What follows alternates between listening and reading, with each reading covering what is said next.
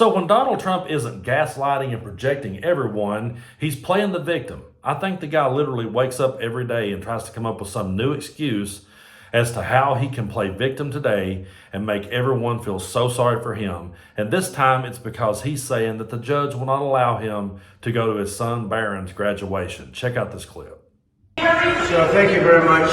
We had some amazing things happen today. As you know, my son is graduating from high school, and it looks like the judge will not let me go to the graduation of my son, who's worked very, very hard. He's a great student. He's very proud of the fact that he did so well. And I was looking forward for years to have graduation with his mother and father there. And it looks like the judge isn't going to allow me to escape this scam. It's a scam trial. If you read all of the legal pundits, all of the legal scholars today, there's not one that I see that said this is a case that should be brought or tried. It's a scam. It's a political witch hunt. It continues, and it continues forever. And we're not going to be given a fair trial. It's a very, very sad thing. In addition, as you know, next Thursday, we're before the United States Supreme Court on a very big hearing on immunity. And this is something that we've been waiting for a long time. And the judge, of course, is not going to allow us. He's a very conflicted judge. And he's not going to allow us to go to that. He won't allow me to leave here for a half a day, go to D.C. and go before the United States Supreme Court because he thinks he's superior, I guess, to the Supreme Court. We got a real problem with this judge. We have a real problem with a lot of things having to do with this trial, including the DA, because you go right outside and people are being mugged and killed all day long, and he's sitting here all day with about 10 or 12 prosecutors over nothing, over what people say shouldn't be a trial. So I just want to thank you very much, but that I can't go to my son's graduation, or that I can't go to the United States Supreme Court, that I'm not in Georgia or Florida or North Carolina campaigning like I should be. It's perfect for the radical left Democrats. That's exactly what they want. This is about election interference. That's all it's about. Thank you very much. See, he's facing accountability for the first time in his life, and he's doing anything he can to dodge it. And now he's trying to go out there, and he's attempting to pull at people's heartstrings here and say, they won't even let me go to my own son's graduation. What's funny about that, it might work with his diehard followers who are still hanging in there with him. But to people who have already saw through this guy, it's not like we're sitting back going, oh, this changes everything. Oh my God, yeah, just let him get away with all of it, because they won't let him go to his son's graduation. None of us are saying that. There is no reasonable person out there saying that. It's like, hey, buddy, you're facing accountability for the first time in your life. This is what it's like, and these are the consequences of it. And I truly don't think he really gives that big of a crap about his son's graduation. And some people would say, oh, come on, Brando, he has to care about his kid's graduation. But it's just the way that he's carried himself in the past that leads me to believe that he really doesn't give a shit at the end of the day. And take a look at this clip. It's a famous one, but he said this the month that Barron was born about Ivanka. Take a look at it.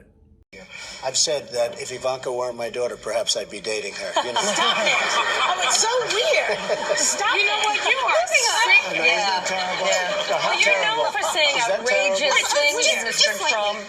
Who, you Woody Allen?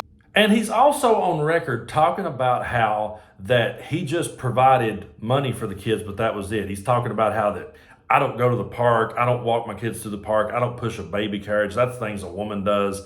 I mean, he had a life before he ever ran for president, and he was very open and he was very outspoken. And if you go listen to the Howard Stern interviews, he's very outspoken. He just takes the gloves off, which most people back then did when they went on the Howard Stern show. That was something he always did, was try to get his guests to take the gloves off and get as raw and raunchy as he could. And Trump would, and he would say all these outlandish things. And then one day he decides to run for president, and he's got to win over the evangelicals and the Christians, and suddenly now he's got to try to clean up his act. And there's going to be people out there that's going to say, yeah, but man, he said those things before he ran for president. Okay, would it make it any better if Charles Manson ran for president and I said, well, hey, he did that back in the 60s before he ever decided to run for president? I mean, you have to have a line somewhere. You can't just continue to give this guy a pass and always find a way to make him the victim in the story, because I'm sorry, he's not.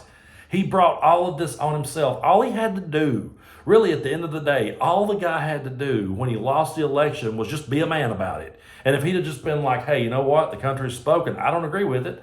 I'll come back 4 years from now and remind you of it. And if he'd have just went home and played by the rules, he could have circled back and been in the conversation in a completely different way. But no, what did he do? He had to go out here and do all the things that he did to get himself in this scenario. And now he wants us to feel sorry for him because he might not get to go to his son's graduation. And he honestly thinks that that's going to turn people like us and go, oh yeah, well, they just went too far. No, he went too far a long time ago. And we're wanting to see him held accountable. And we're sick and tired of every time we get another delay, or every time he gets another pat on the back, or every time he weasels out of something. That's what we're thinking. We're not over here thinking, oh, they've victimized him at all. We're over here going, hey, hold this guy accountable. We want to see it. But of course, there's always going to be the people out there that are still just brainwashed into believing that he's some sort of cultural icon, and he's had such an influence on pop culture. It's ridiculous. Take a look at this clip from this dude.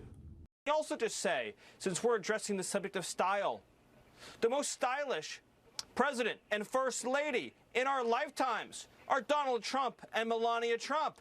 Donald Trump's a style icon. He changed American fashion in The Apprentice. People spent the next 10 years trying to dress like Donald Trump. So if anybody deserves a puff piece on their sense of style, it's Donald Trump and the First Lady. You know, folks, I'm from East Tennessee, and I don't see very many hillbillies walking around in a navy blue suit and a red tie. I really don't understand how that he thinks Donald Trump had some sort of impact on fashion. It's absolutely ridiculous. If Donald Trump did anything, he just tried to cash in on the culture of the South and the culture of Appalachia. He cosplayed as coal miners. He's cosplayed all over the place and used their culture against him, but he didn't inspire fashion at all. Hell, they can't even afford to dress like him, and they can't afford to hang out at the parties at Mar-a-Lago. And that's what boggles my mind and will boggle my mind until I'm an old man. I'll be sitting around going, how did they fall for that? Really? You know, we are dirt poor hillbillies, lived hand to mouth all of our life. And that guy influenced our fashion? No, he cashed in on it and he used it to his advantage. Just like he did the Bible that he's out there peddling now, just like he did the American flag. I don't take anything the guy says seriously, and I do not feel sorry for him because if he doesn't get to go to his son's graduation, it's not the end of the world. I really don't. No one cares. I'm sorry. If he thinks this is the moment where suddenly we're all just going to give him a pass and go, oh, well, yeah, just go ahead and lead an insurrection, buddy. That's okay. That's not how it works. I'm sure there was people in the Manson family that was graduating. Charlie didn't get to go. That's how it works.